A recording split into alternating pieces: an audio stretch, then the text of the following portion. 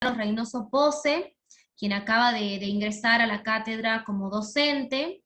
Van a tener hoy su primera clase con él sobre Spinoza, así que bueno, espero que presten mucha atención, y como siempre, al final de la clase van a tener la posibilidad de hacer las preguntas sobre dudas puntuales que tengan de este tema. Van a levantar las manos y se los va a ir nombrando para que puedan realizar todas las preguntas que quieran sobre el tema al doctor. Así que le deseo muchos éxitos, doctor. Cuando usted quiera puede comenzar. Perfecto, muchas gracias, Karen. Bueno, Agustín, cuando quieras empezamos a grabar, yo ya estoy listo. Dale, perfecto, empiece. Bueno, buenas tardes a todos y a todas. Hoy vamos a estar desarrollando lo que correspondería a la unidad 10 del programa, sería el pensamiento político y jurídico de Baruch Spinoza.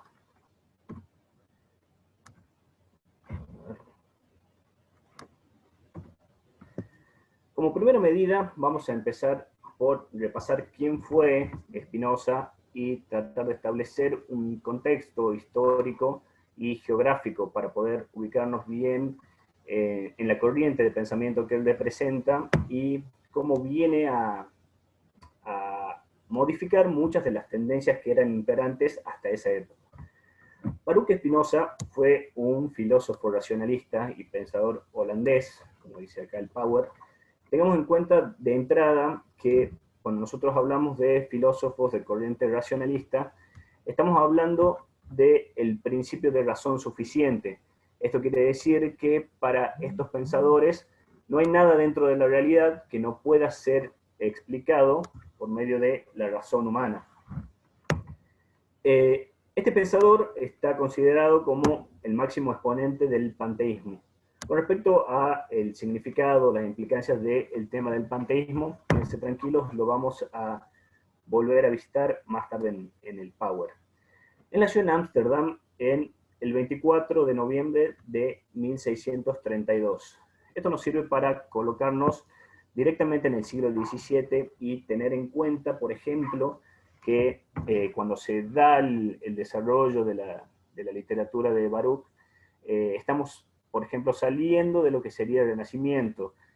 Tiene un valor muy importante el tema de el racionalismo, hay toda una modificación en las corrientes artísticas y académicas en todos los sentidos, y Baruch va a ser una punta de lanza en esto. O sea, en ese sentido es muy importante que lo estén viendo ustedes ahora, para abrir la puerta a lo que serían los pensadores modernos, ya que a Baruch Spinoza se lo va a seguir por un amplio espectro de pensadores, tanto desde la gama de algunas ramas del pensamiento marxista hasta los más liberales, utilitaristas. Baruch viene de una familia judía bastante practicante que emigra desde Portugal hacia Holanda por fruto de una persecución religiosa. Tenemos que tener en cuenta que se estaba dando esta realidad en gran parte de la península ibérica, y los que hoy son los Países Bajos, representaban una oportunidad de ejercicio mucho más libre de la religión, tanto para la comunidad judía como para los que serían su población predominante, que serían los cristianos protestantes. Baruch se formó ampliamente en las fuentes clásicas del judaísmo. Esto, como vamos a ir viendo a lo largo de la exposición, va a tener una gran influencia en lo que va a ser su forma de pensar o su forma de expresar su filosofía, y está influido en gran parte también por la figura de su padre.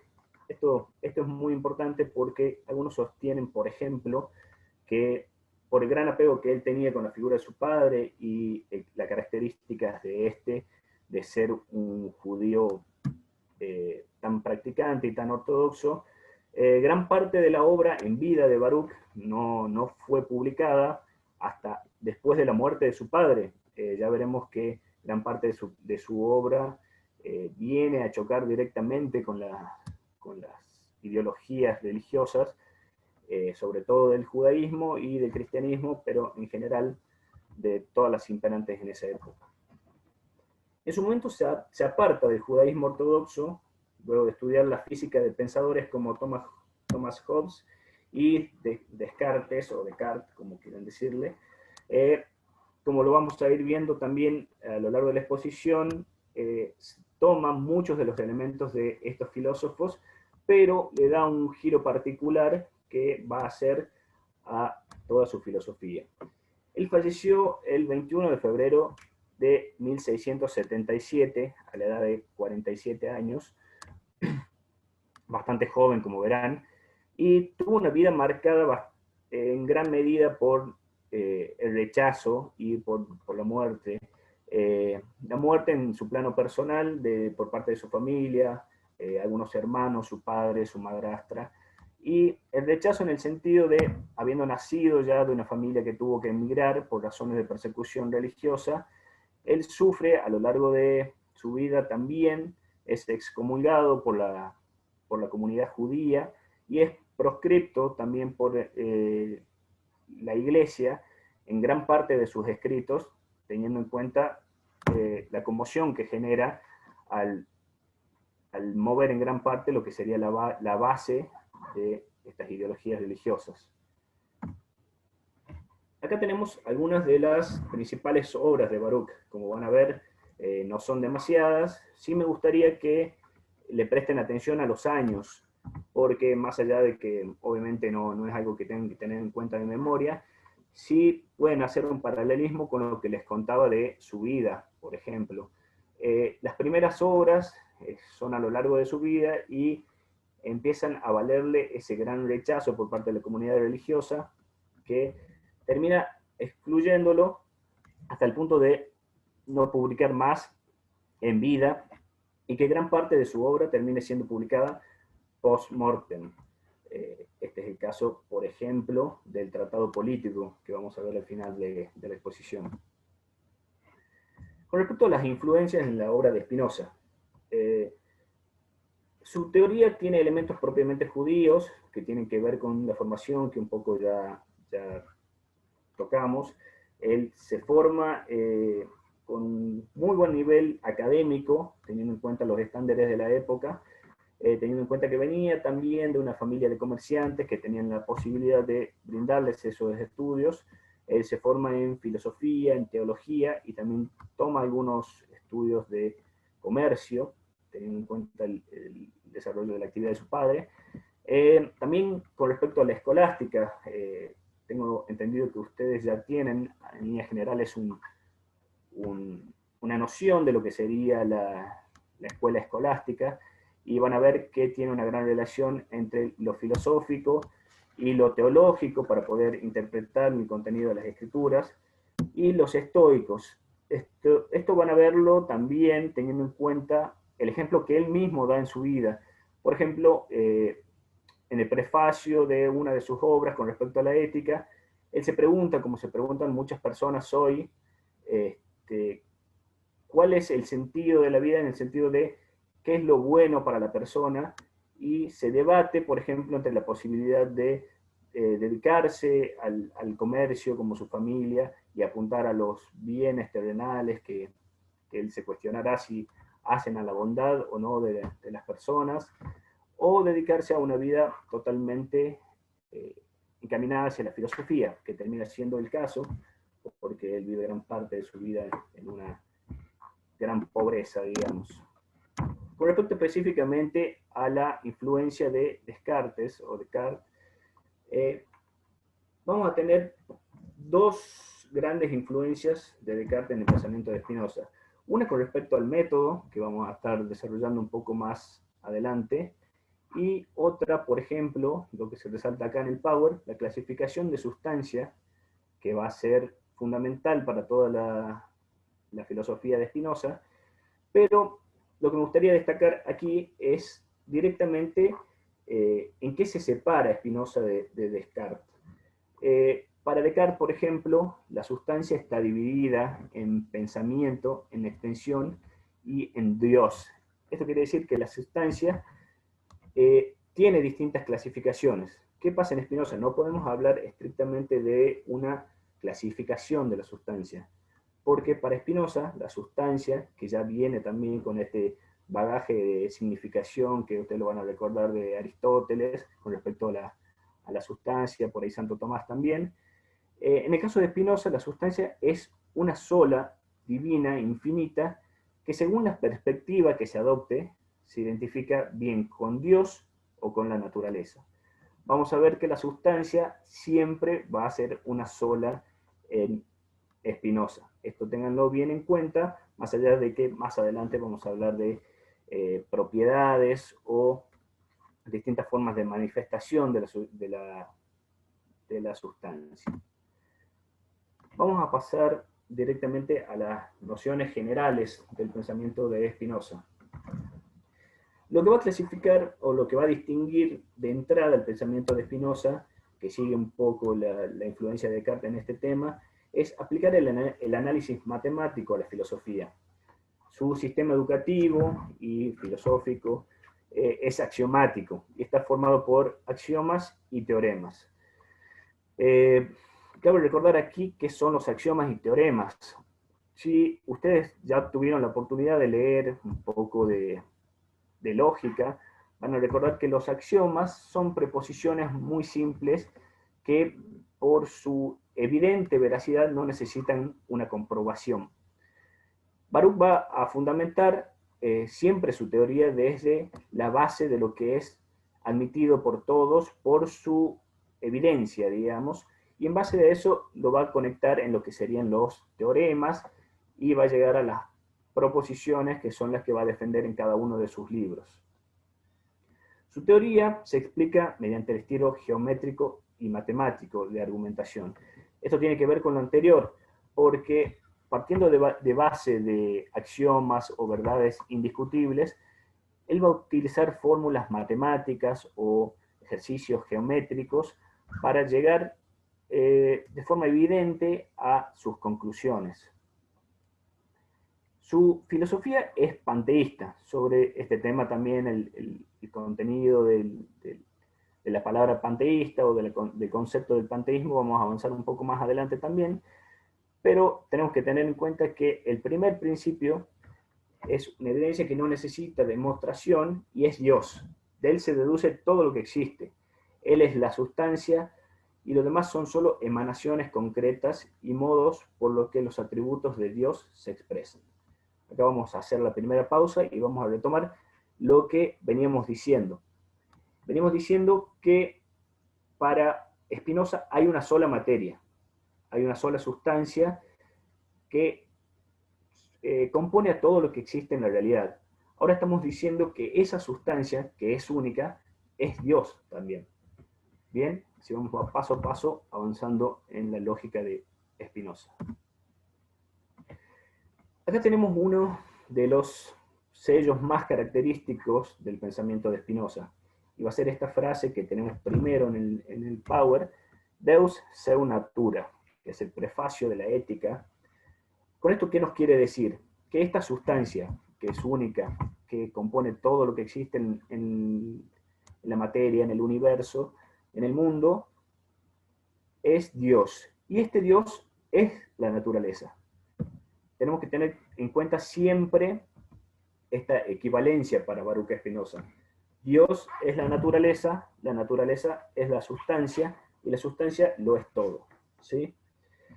Este concepto de Dios, como bien lo dice, es la clave de explicación de toda la realidad, porque en base a este concepto de este Dios que lo compone todo, a partir de esa verdad indiscutida, Baruch va a derivar su filosofía paso por paso con el método que ya explicamos.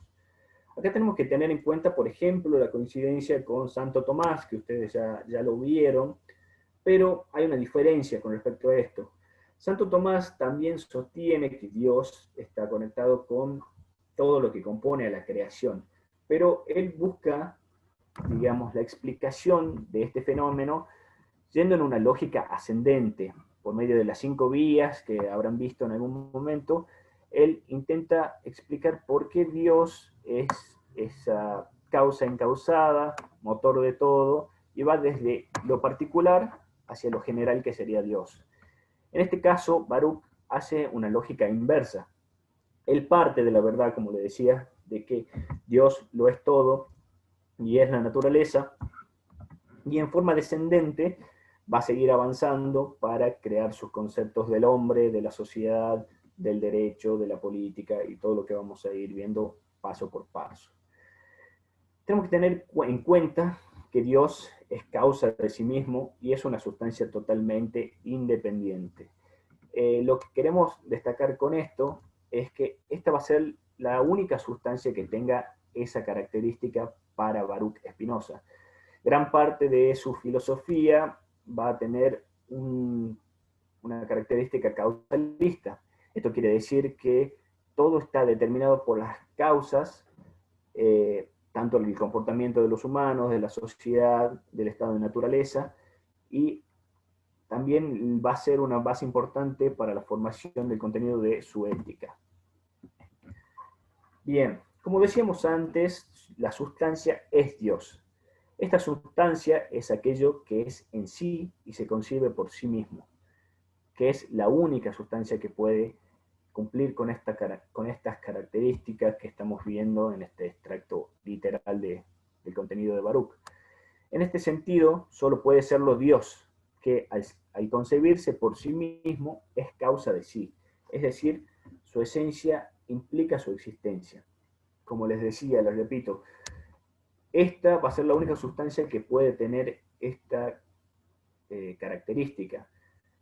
Ninguna otra cosa en la que podamos pensar, ya sea pensamiento o contenido material del mundo, puede decir que es causa de sí mismo. Por ser sustancia, posee atributos y modos. Los atributos son dos: pensamientos y extensión, ambos infinitos debido a su naturaleza.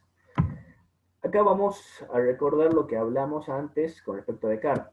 Él clasificaba la sustancia en pensamiento, extensión y Dios. Tenemos que tener bien en cuenta que más allá de que a lo largo de la obra de Baruch Spinoza él pueda hablar de pensamiento y extensión como el mundo, debatiéndose ya en lo que se venía discutiendo hace mucho tiempo en la filosofía sobre el mundo real y lo percibido, pero tenemos que tener en cuenta que para Baruch Spinoza no hay una división con respecto a la sustancia. Reitero esto que ya lo habíamos hablado cuando revisamos el tema de Descartes. El pensamiento y la extensión son ambos atributos de esta única sustancia que es Dios y que es la naturaleza. ¿Qué quiere decir esto?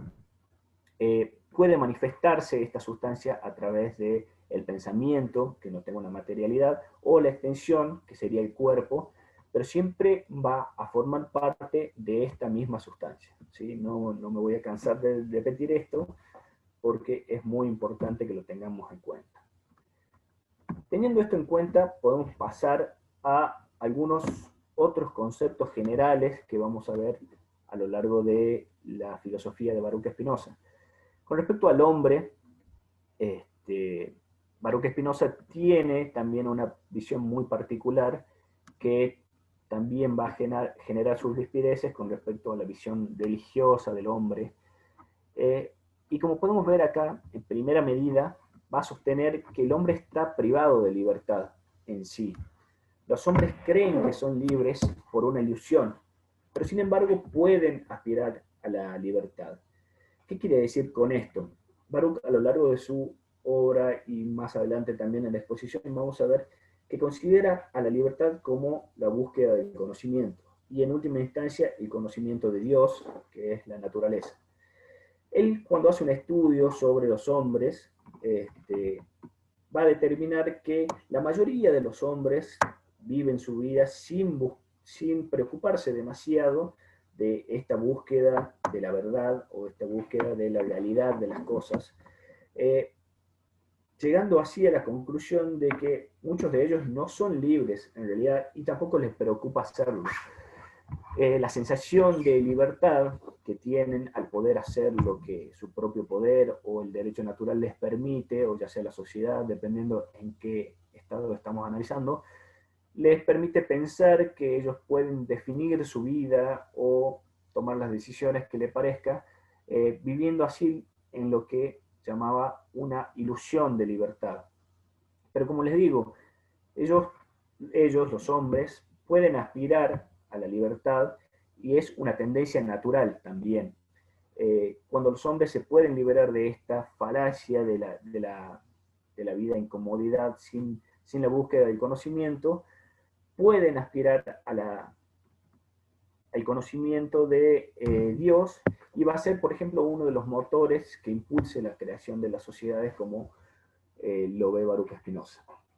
Acá tenemos algunos conceptos que va a ser también a la naturaleza del hombre, según este filósofo, que tiene que ver con la potencia, con el conato y con las pasiones.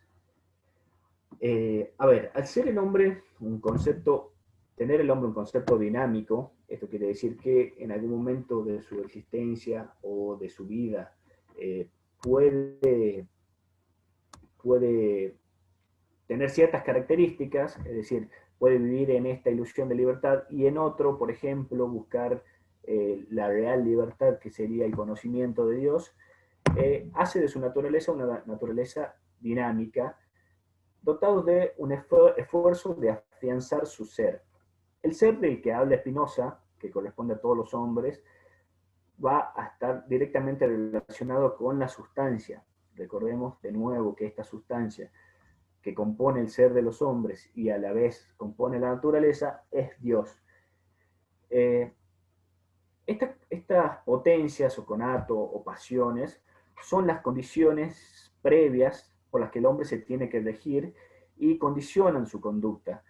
Por ahí los hombres, va a decir Baruch, no se dan cuenta en esta ilusión de libertad que están condicionados por estas potencias, por el conato y por las pasiones. Por eso va a llegar a la conclusión de que no son los fines de la vida o de la existencia del hombre los que él percibe, los que determinan su accionar, sino van a ser las causas. Y como causas de esta acción tiene una preeminencia el tema de las pasiones o las potencias. Va a hablar también del concepto de apetito, que se da cuando la potencia se refiere al alma y al cuerpo. Esto es cuando esta potencia es percibida tanto por los apetitos sensibles como por la racionalidad. Más allá de que pueda o no ser racional, cuando cuando se toma conciencia de estos apetitos y las fuerzas que estos tienen con respecto al accionar, se convierten en deseo. Este deseo siempre va a ser el de cumplir con el orden natural de la tendencia humana, ¿sí? Que va a ser preservar a su ser, como ya lo dijimos.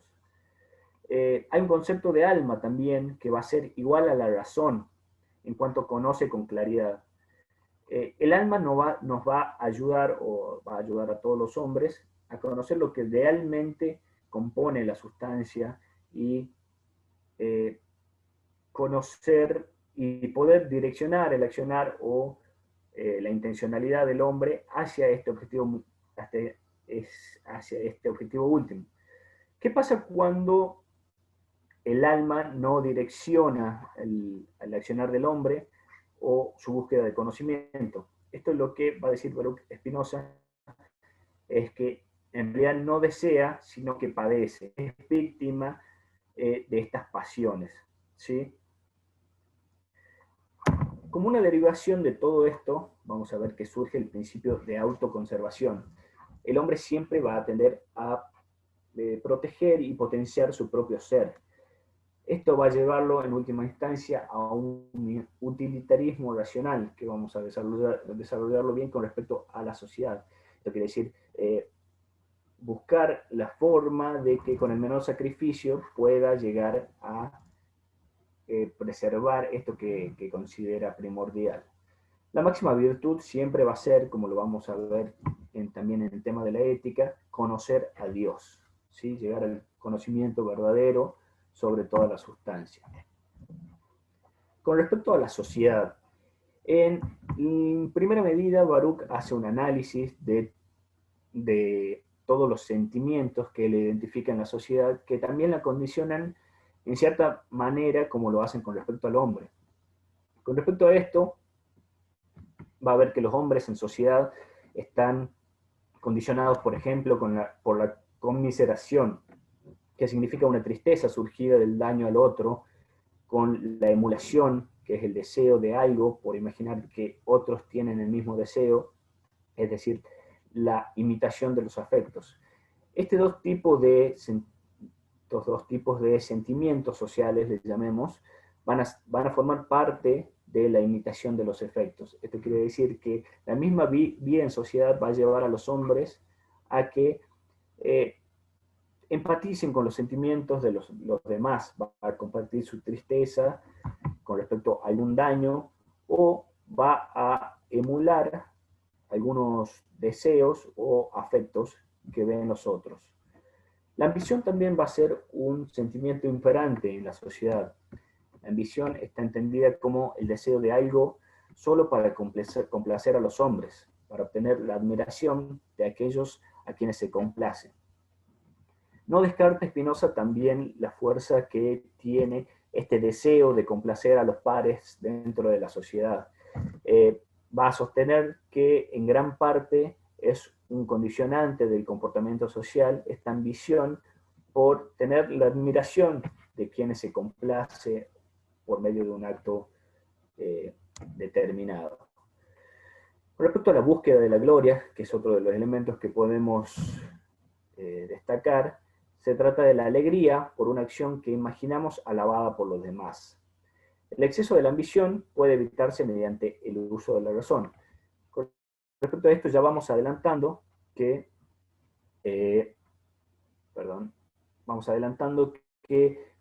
la ética va a ser siempre liberarse de esta ambición mediante el uso de la razón. ¿Sí?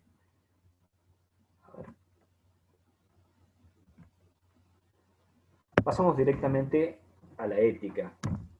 La ética en Baruch Spinoza va a ser un conjunto de ideas jurídicas y políticas subordinadas al bien supremo del conocimiento de Dios. Esto lo venimos insistiendo y sosteniendo desde el principio, porque atraviesa toda la ideología de Baruch Spinoza de forma transversal. Es fundamentalmente práctica y sirve como guía para el accionar humano hacia el mayor grado de perfección, que, como ya lo dijimos, siempre va a ser buscar en mayor medida el conocimiento de Dios. Aquí hay uno de los puntos que va a ser importante con respecto a la ruptura de la ideología religiosa y la figura de Baruch Spinoza. No existe para Baruch Spinoza el bien y el mal en sí mismo, como tampoco existe el mal como parte de esta sustancia que es Dios. El mal solo se da cuando los hombres lo llenan de contenido, digamos, asociándolo con la falta de algo que ellos consideran valioso, ¿sí? Solo existe, entonces, para Baruch Spinoza, lo bueno y lo malo para la conservación del ser. Acá tenemos resaltado también que estas siglas que vemos TTP y TP van a hacer referencia a las últimas obras de Baruch Spinoza. Se trata del Tratado Teológico Político y el Tratado Político, que va a presentar algunas diferencias en cuanto a su visión de la ética y de la sociedad, que vamos a ir viendo también a lo largo de la exposición. El estado de naturaleza. Seguramente les va a sonar el estado de naturaleza, porque lo deben tener bastante fresco, de la filosofía de Hobbes, por ejemplo. Entonces podemos ver que para Spinoza el estado natural es la ausencia de la guía o cultivo de la razón, y la situación de igualdad y libertad total. En este caso, vale aclarar que esta libertad de la que habla Baruch Spinoza va a ser la que mencionamos al principio, esta ilusión de libertad en la que los hombres pueden hacer lo que su propia naturaleza les dicte sin ninguna limitación más que sus propias posibilidades físicas. ¿Sí? Baruch Spinoza va a tomar este estado de naturaleza como un recurso metodológico, que aquí vemos directamente una relación con Hobbes. ¿Qué quiere decir esto? Como recurso metodológico significa que no lo identifica con ninguna población, ningún momento histórico específico, sino le va a servir como una herramienta para plantear hipotéticamente cómo se da la relación entre los hombres cuando no están incluidos dentro del marco de la sociedad. Sin duda para Baruch Spinoza, este estado de naturaleza va a ser negativo, a pesar de esta igualdad y libertad de la que hablamos, por lo mismo que ya venimos resaltando a lo largo de toda la exposición, que quiere decir que este estado de naturaleza no va a ayudar al fin último y óptimo del hombre, que es el desarrollo de la razón hacia la búsqueda de Dios. En el estado de naturaleza hay una conflictividad como característica de la naturaleza humana, por su propia codicia y deseo de gloria, por ejemplo. Siempre se va a dar un conflicto directo entre los hombres guiados por sus impulsos naturales. Esto quiere decir que en el estado de naturaleza, si un hombre desea matar al otro por una cosa u otra, motivados a veces por codicia o deseo de gloria, no va a haber nada que se lo impida. En esto entra también el punto siguiente, que es el derecho natural, que quiere decir esto mismo que estamos hablando. No va a haber ningún orden normativo que impida a los hombres algo que no esté limitado solo por sus posibilidades. A ver si se entiende. Los hombres van a estar posibilitados de hacer todo lo que puedan hacer. O sea, si alguien tiene la fuerza física de matar al otro y tiene el deseo de hacerlo, no va a haber ningún impedimento para hacerlo. Bueno, como ya lo vamos a ver un poco más adelante también, va a haber un contraste entre el estado de naturaleza y la sociedad. A ver, el estado de naturaleza va a ser siempre para Baruch Spinoza una contraposición al dominio y al cultivo de la razón, que, como ya dijimos, va a ser su fin último. Acá tenemos de nuevo el tema de la conflictividad natural en el estado de naturaleza. Spinoza insiste en la envidia y otras pasiones como fuentes de la conflictividad, un poco lo que ya dijimos. Se anida en la fuente misma, en la raíz de las relaciones humanas, de la vida social, que es la tendencia a la imitación de los afectos. Si recuerdan el tema de la imitación de los afectos, ya lo vimos como algunos de los componentes que condicionan a la vida en sociedad. Entonces, aquí quiere resaltar que si sacamos a los hombres del marco de ese límite que pone la propia sociedad, esta imitación de los afectos y este descontrol de las pasiones van a ser mucho más elevados. En Spinoza, la conflictividad humana es menos brutal que la afirmada por Hobbes. En este sentido, tiene un nivel más psicológico, pero más profundo e inevitable e inherente a la naturaleza humana. ¿Qué quiere decir esto? Por ahí pueden recordar que para Hobbes, en este estado de naturaleza, podríamos decir que era una anarquía violenta total. Más allá de que para Spinoza pueda darse alguna situación de violencia o seguramente se dé, no es la firma característica del estado de naturaleza como él lo entiende, sino que la conflictividad y esta violencia va a estar mucho más a un nivel psicológico, en el nivel de la competencia, de la envidia y de las otras pasiones negativas que él entiende como parte fundamental del estado de naturaleza. ¿Sí?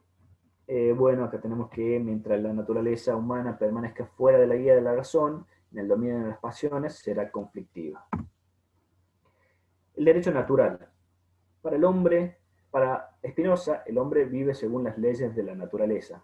No se opone a nada que el hombre naturalmente desee. Volvemos a mencionar que el derecho natural tiene lugar en Spinoza específicamente en el estado de naturaleza. Propone que nos liberemos de sentimientos y afectos. El derecho natural regula los comportamientos humanos determinados según las leyes de la naturaleza, y la naturaleza del hombre, la naturaleza humana, es ser sociable y formar grupos humanos. ¿Esto qué quiere decir? Un poco lo que ya hablamos. Este derecho natural no va a imponer al hombre ningún estándar de comportamiento o de valores distinto al de su propia naturaleza. Esto quiere decir la de sus deseos, las de sus pasiones, más allá de que esto se oponga a su desarrollo pleno o al desarrollo de una sociedad. El hombre va a tender naturalmente a formar grupos humanos, pero esto no quiere decir que, que dentro del estado de naturaleza, siempre hablando del estado de naturaleza, este agrupamiento de los hombres, guiado solo por el derecho natural, ayude en su totalidad al desarrollo pleno de los hombres, ya que el derecho natural no limita esta conflictividad que vimos antes. La definición que se da está determinada en función del deseo, sin más límites que el poder y las posibilidades de satisfacerlo, como ya lo veníamos diciendo. No hay distinción alguna entre el derecho natural y las leyes que rigen el estado de naturaleza, porque estas no son otras que las que siguen la esencia de cada individuo. Es precisamente esa permisibilidad del derecho natural, junto con la miseria del estado de naturaleza, lo que nos impulsa a superar esta situación y asociarnos, creando la sociedad. De nuevo, esto hace o apunta hacia lo que Baruch Spinoza identifica como el fin último de las personas y va a ser también el de la sociedad. En este estado de naturaleza, regido por el derecho natural, no se puede lograr ese desarrollo guiado por la racionalidad. Entonces, esta situación que se ve en el derecho natural y el estado de naturaleza va a tener que ser superado en algún momento por lo que va a venir a ser la sociedad. ¿Qué pasa con el poder para Baruch Spinoza? El poder se concentra cuando se origina el Estado y el derecho. ¿Sí? El poder surge de la naturaleza, limitado por las leyes de la naturaleza. En la sociedad surge del conjunto del poder de los hombres, a diferencia de Hobbes, y es democrático. Paremos ahí un segundito y vamos a repasar qué quiere decir esto. El poder surge, como ya lo veníamos hablando, de la capacidad propia de los humanos de ejercer o hacer valer lo que su propia tendencia natural les sugiere, su propia pasión les sugiere, y este poder va a ser susceptible de una organización solo cuando se dé en el marco del Estado y del derecho. Este poder que surge de la naturaleza está solo limitado por las leyes de esta. ¿Qué quiere decir? Este poder, que va a ser la suma de los poderes de los hombres, está solo limitado por la capacidad que la suma de esa voluntad de los hombres puede conseguir. ¿Sí? Es democrático en este sentido, porque el poder se va a convertir en una unión de todos los poderes individuales puestos al servicio de un objetivo común. ¿Sí? Va a ser necesario, también dice Baruch Spinoza, para forzar la obediencia como un mal menor a ir en contra de la sociedad. El poder, por otra parte, solo pertenece a quien pueda mantenerlo. No, es una motivación de los gobernantes para actuar bien. ¿Qué quiere decir con esto? Le va a dar cierta racionalidad al poder en su ejercicio. Esto quiere decir que el poder, para poder mantenerse, va a tener que ser siempre razonable o en cierta manera benévolo con sus subordinados. ¿Por qué? Porque dice Spinoza que ninguna persona que detente el poder va a poder hacerlo de forma antojadiza o de forma arbitraria con respecto a todas las personas por un largo periodo de tiempo. O sea que, derivándose del propio utilitarismo que guía a la formación social y a la organización del poder, va a ser una motivación para los propios gobernantes actuar bien, porque van a querer mantenerse en el poder y seguir ejerciéndolo. ¿Sí? Aquí mismo también dice que no puede mantenerse de forma violenta en el tiempo, que es lo que estaba resaltando anteriormente. Hablemos de la igualdad natural. Como ya lo dije, esta igualdad natural es propia de todos los hombres por su naturaleza humana.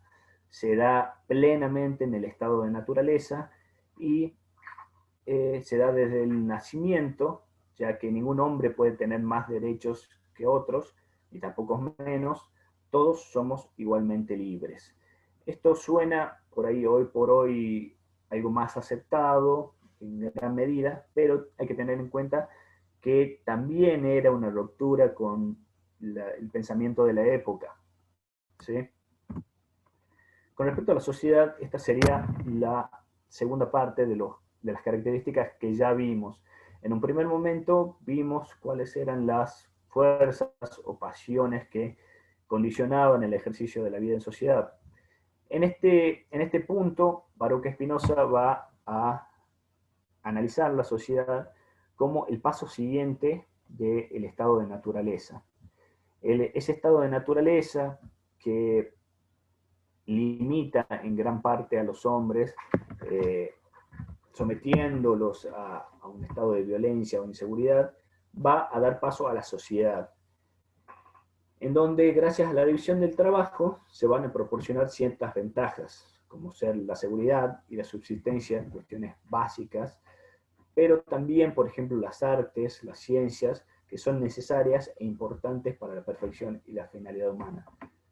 No podemos dejar de tener en cuenta a lo largo de toda la obra de Baruch Spinoza que el fin último siempre va a ser lograr el conocimiento y específicamente el conocimiento de Dios como el más alto grado de perfección de la humanidad, ¿sí?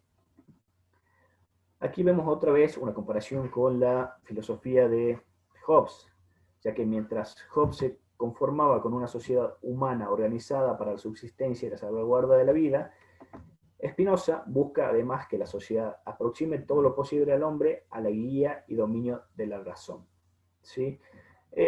Bueno, está bastante clarito. Hobbes se conformaba con que esta unión entre los hombres, que se daba también por la unión de un poder delegado hacia el poder público, sirva solamente para la subsistencia y la salvaguarda de la vida en condiciones relativamente tranquilas.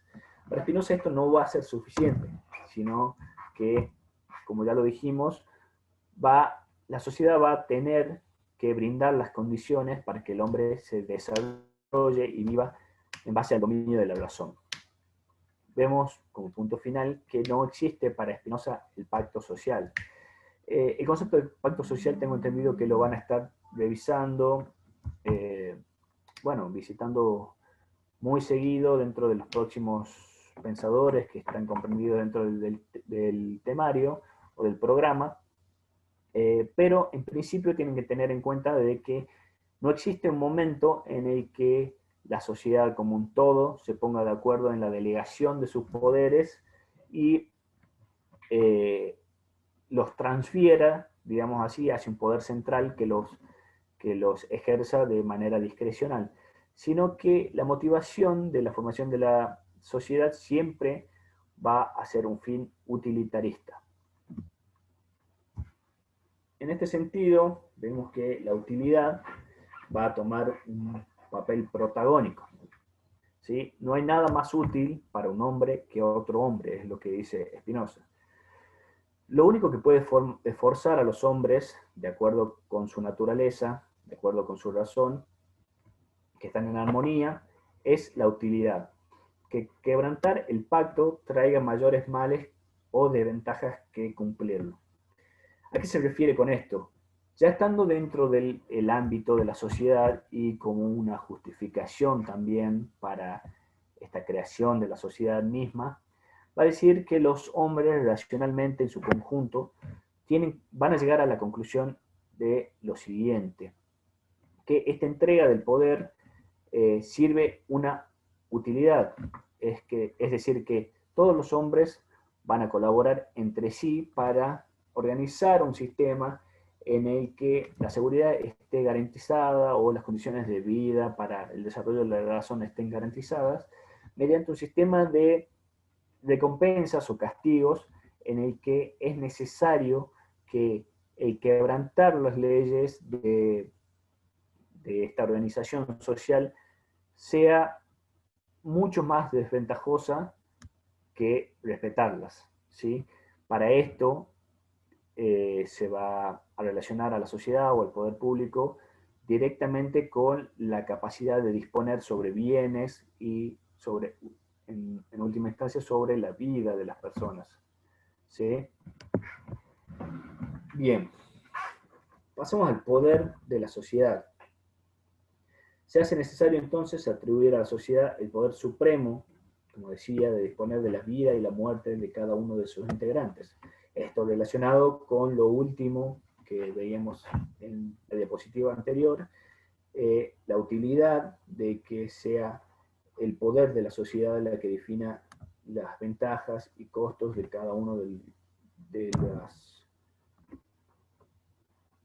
las acciones de los hombres dentro de la sociedad, ¿sí? Por la identificación entre derecho y poder, los cuales tienen la misma extensión, por consiguiente, poner en común los derechos es lo mismo que poner en común las fuerzas de cada uno, y así el poder de la sociedad será supremo e irresistible, puesto que está integrado por la suma de todos los poderes e individuos. ¿Qué quiere decir esto? Como ya lo dijimos en algún punto, el poder de la sociedad representa la sumatoria de todos los poderes individuales. Esto quiere decir que si en el estado de naturaleza un hombre tenía la capacidad por su fuerza, por ejemplo, de valerse de su físico para obtener comida o para procurar su seguridad o incluso hasta para propinar algún castigo a quien considere merecedor de eso, todos estos poderes individuales se van a sumar en lo que va a constituir el poder de la sociedad. Esto quiere decir que no va a haber nunca ninguna persona individual o ninguna organización menor de la sociedad que pueda tener el poder de resistirse a esta organización, ¿sí? Por eso va a ser supremo e irresistible. Por otro lado, no es el pacto de Hobbes, porque el poder y los derechos naturales de los individuos permanecen en ellos, en el conjunto de ellos que constituyen la sociedad. Relacionado con lo que decía anteriormente, y diferente a lo que sostiene Hobbes, los miembros de la sociedad no se desprenden nunca de este poder, entendido como la capacidad de buscar o proseguir sus pasiones o buscar su propia percepción. No se desprenden nunca en el sentido que se veía en Hobbes, esta delegación del poder individual hacia el leviatán o hacia una creación artificial que detenta todo el conjunto del poder público, ¿sí? En la sociedad de Spinoza, el poder va a permanecer siempre dentro de los integrantes de la sociedad y van a estar unidos o van a preferir mantenerse dentro de la sociedad por una valoración utilitaria, que ya la vimos en alguna medida. Eso quiere decir que va a ser más ventajoso mantenerse dentro de la sociedad, entregar su porción de poder, aunque no la entrega del todo, sino que pone a disposición su porción de poder a servicio de la sociedad por los beneficios que va a recibir como contraprestación, le llamemos, de esto, ¿sí? Como consecuencia de todo lo que venimos diciendo, tenemos que remarcar que de la misma manera que el poder era democrático, la sociedad también es democrática para Spinoza, ¿sí? Porque está integrada por un conjunto de hombres que tiene colectivamente un derecho superior a todas las cosas que están en su poder, ¿sí? Bueno, esto es de nuevo un repaso sobre lo que ya veníamos hablando con respecto al poder y a la sociedad, ¿sí? La democracia es bastante fuerte dentro de la ideología de Spinoza, porque la razón que hemos escogido en el pacto como guía no solo nos pide obedecer, sino también defender al mando supremo con todas nuestras fuerzas. ¿Qué quiere decir esto? Que la propia razón que nos va a llevar a unirnos en una sociedad por este balance de utilidad en el que vamos a concluir que nos conviene, en cierta medida, ser parte de la sociedad, también va a hacer que pongamos nuestro poder en función de defender esto que creamos de alguna manera todos los hombres, como un marco en el que la vida puede desarrollarse en tranquilidad. ¿Sí? Pasemos ahora a lo que sería la última obra de Baruch Spinoza, el Tratado Político, que, como les había dicho al principio, fue publicado luego de la muerte de Baruch Spinoza, y algunos sostienen que tiene características bastante distintas a lo que venía siendo el trabajo anterior de Spinoza, o por ahí no tanto tan distintas, sino algunas correcciones de direccionamientos con respecto a su filosofía, que lo hacen, por ejemplo, como dice el primer punto, menos optimista que el Tratado Teológico Político. ¿Sí? Por ejemplo, en el Tratado Político, que es esta obra que estamos analizando, critica a los filósofos por incurrir en optimismos, porque al tratar las cuestiones éticas y políticas, conciben a los hombres no como son, sino como ellos quisieran que fueran. ¿Sí? Algunos podrán decir que es un poco lo que hace el propio Spinoza al final de su Tratado Teológico Político, por eso al iniciar este tratado político con una crítica directa de eso, se ve una ruptura en cierta medida con el lineamiento que venía teniendo hasta ese momento. ¿Sí? Por eso encuentra preferible el proceder de escritores políticos como Maquiavelo, que también lo estudiaron, quienes tomaron como guía la experiencia y se inclina hacia la política como ciencia. Bueno, algunos van a sostener que Maquiavelo es uno de los iniciadores de la ciencia política, y en la práctica propone no ridiculizar, ni lamentar, ni detestar las acciones humanas, sino entenderlas. ¿Qué quiere decir esto? Romper también un poco con las líneas de pensamiento que caracterizan a la filosofía clásica, en el sentido de en la clasificación del accionar humano en bueno, malo, y reservarse ese tipo de juicios, sino orientarse directamente a la observación de la experiencia y querer entenderlos. En el Tratado Político, que es, como dijimos, su última obra, el derecho natural continúa en el estado de la sociedad civil, a diferencia de Hobbes. ¿Sí? Este derecho natural del que hablamos, que limita solo a lo que hace a la tendencia natural dentro de los hombres, continúa dentro del Estado y de la sociedad civil. ¿Sí? Prescinde de la construcción del pacto social, como ya lo habíamos dicho, como un contrato, como explicación del surgimiento de la sociedad. En este punto también ya adelantamos algo de la forma en la que Spinoza entiende que se conforma la sociedad, es decir, ese paso del estado de naturaleza hacia una sociedad organizada bajo las premisas de la utilidad y con el fin último de la búsqueda del desarrollo de la razón. ¿Sí? Refuerza la idea de que los hombres son naturalmente enemigos. Es la naturaleza misma, la necesidad, la que impone a la sociedad sin escapatoria posible. Bueno, como dijimos, deriva también de ese ejercicio común del poder y de la tendencia utilitarista y racional que tienen los hombres dentro de la filosofía de Spinoza, en la que no hay ninguna posibilidad de que los hombres tiendan a salirse de esta sociedad que aparece sin necesidad de un pacto social como una alternativa posible y la única. ¿Sí? El límite del Estado, entonces, es lo que se puede conseguir por premios y castigos. Fuera de eso está la capacidad de conocimiento. ¿Qué quiere decir esto? Si decimos que el Estado depende del poder que le derivan las personas individualmente, esto quiere decir de la capacidad que cada uno naturalmente tiene de ejercer sus tendencias naturales, ya sea como decíamos antes, procurar comida, ejercer el poder en defensa o en procura de algún bien. El límite del Estado va a estar también dentro del límite de lo que puede hacerse efectivo mediante la fuerza de todos. ¿Se entiende?